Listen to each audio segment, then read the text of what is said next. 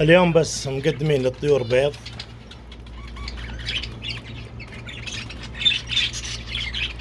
بدون قشر بدون بسقومات.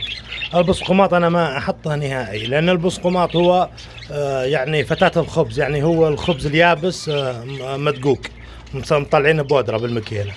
انا كل فترة احط لهم مثلا خبز الحالة كذا سادة ياكلونه، يعني هو البسقومات.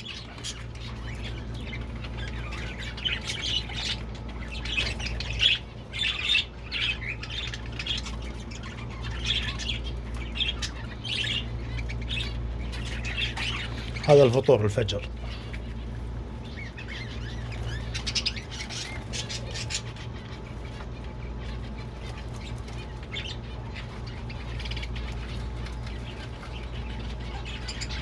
طبعا كل الطيور قدمت لهم نفس الشيء عشان يصير التعب مرة واحدة.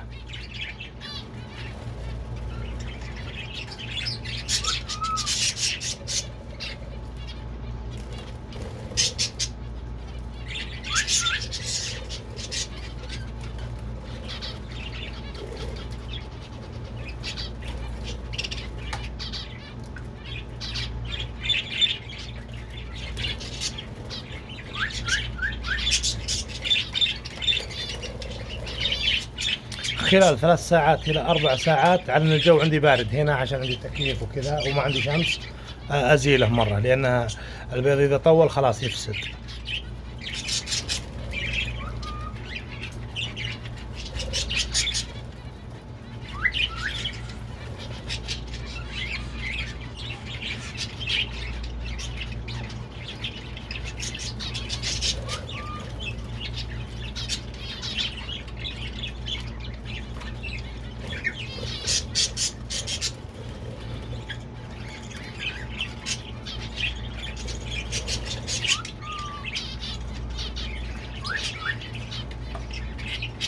كلهم حتى الفراخ أنا أضرب من قرن أسود.